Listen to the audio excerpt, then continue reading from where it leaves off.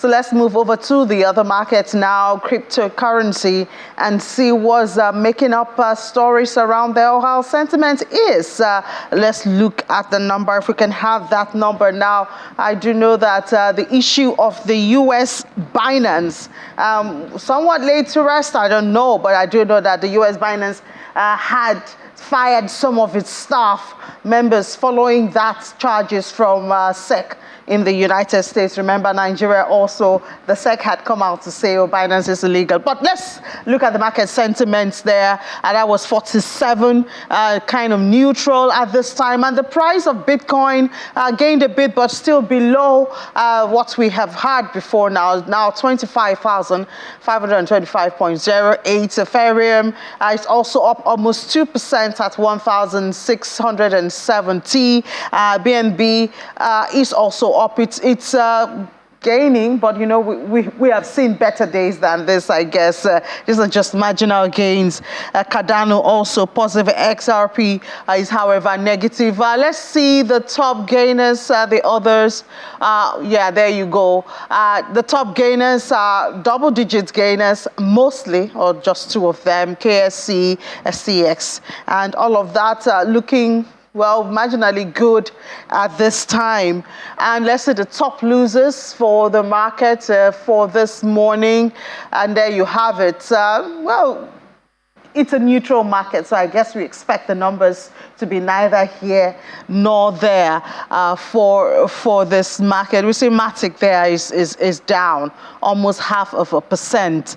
There, I don't know what investors are thinking of at this time or going into the weekend and how they want to react to this. But we have Solomon Amunde to summarize the week for us, and then we have this issue of the USDT Depegging. But hi, Solomon. Good morning.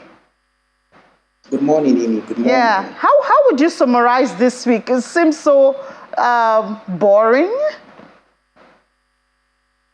Yeah, actually, we had a little bit of high volatility yesterday in the market in the early hours of the morning, where we saw Bitcoin dump down to about $48,780.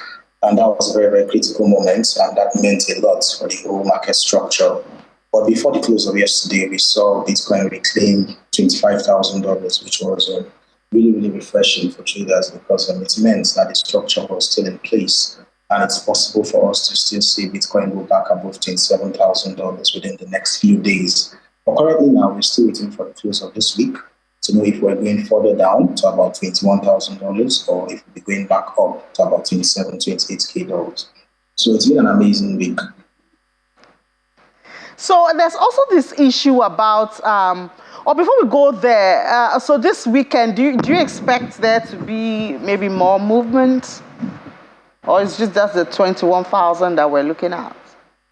Okay, so basically this week, I'm still expecting Bitcoin to consolidate a little bit further at around 25K range. I'm expecting 25K to hold up until next week, Monday.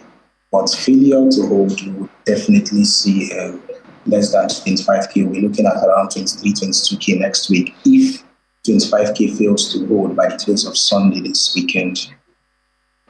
All right, so what's this talk about USDT Depegging? What's that about? Yeah, so based on yesterday's sell pressure, we had most of the whales trying to manipulate the market and dumping their USDT tokens. In fact, we saw some huge whale movements yesterday where we saw a certain whale that actually went to Aave and used USDC to borrow USDT, and afterwards moved it to about Coinbase and some other exchanges and was massively dumping USDT. So it was more like a coordinated attack on USDT to force it down and make it depeg, thus causing arbitrage opportunities for other traders to come in and try and buy back USDT and create a kind of like price correlation where we have one USDT back to $1. So that's what basically happened yesterday, and so many persons made big profits from it based on the arbitrage opportunities. So is it over? Is it over? Solomon, can you hear me? Yeah, I can hear you. Can you hear me? Yeah, I can hear you. I was asking if the depegging is over now. People have made profits. Can we move on, or is it an ongoing action? Right now, the depegging is over. We have one USDT back to $1. So it's over. But you can't really say, once we have a very steep movement in the market towards the downside, it's sure to expect something like this still happening again. But one thing I'm certain of is USDT would always find its way back to $1 because we can't afford to have USDT depeg right now. The crypto markets can't really afford it. It will massively crash the markets because USDT accounts for about 70% of the liquidity in the market with a total value of over $70 billion. So sincerely, we really can't afford to have it depegged and stay depegged currently. It's not favorable for the market and it's not good for the crypto and blockchain ecosystem. So please help me to understand. This market is decentralized and people are asking, oh, who's supposed to be regulating? But then you can have investors come together and put, such an action, and then we see the impact on the markets like this USDT depegging. What does it tell us about crypto generally? Yeah, so the thing there is crypto is quite broad and quite vast. We have the centralized angle and we have the decentralized angle. So in as much as we have centralized exchanges that make it very, very easy to onboard new users and Web2 users to the Web3 space so that they can be able to interact with these assets.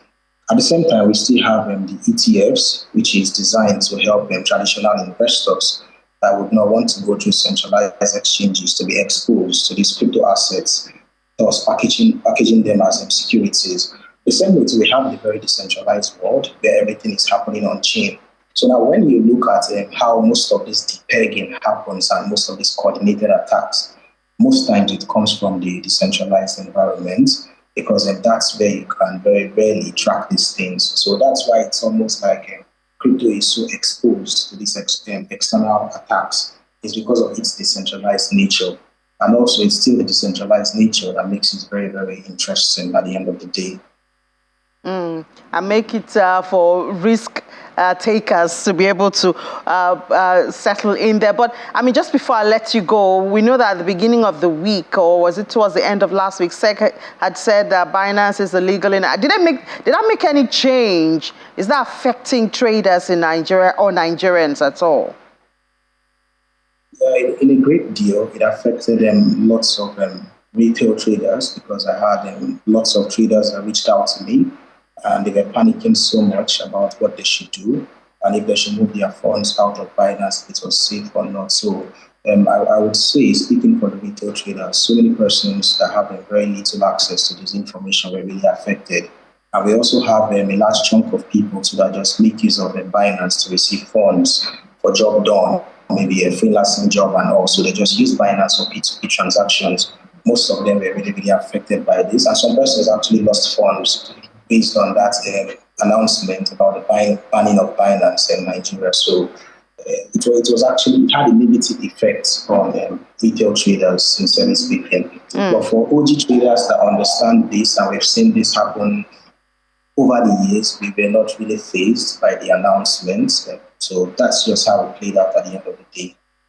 But now that the 2022 finance bill recognizes and even has it there that the cryptocurrency transactions will be taxed, do you see sentiments changing from the government side, that is? To be sincere, I believe we would find a common ground between stakeholders and exchanges that are operating in Nigeria and other countries. They'll be able to find a common ground where they can be able to work with the government and be able to render their services to the users, because by the end of the day, I believe the government is there to serve the interests of the users and also to protect the users. And I also believe too that the other stakeholders and the service providers too wouldn't want to do anything to jeopardize that. So at the end of the day, both parties will obviously and definitely collaborate to see how they can be able to serve the masses. That's what I 100% believe. It might take some time and some back and forth negotiation, but at the end of the day, I believe that's what will come to. All right, Solomon Amunde, financial market analyst. Thank you so much for your time and have a great weekend. Thank you very much, Amy.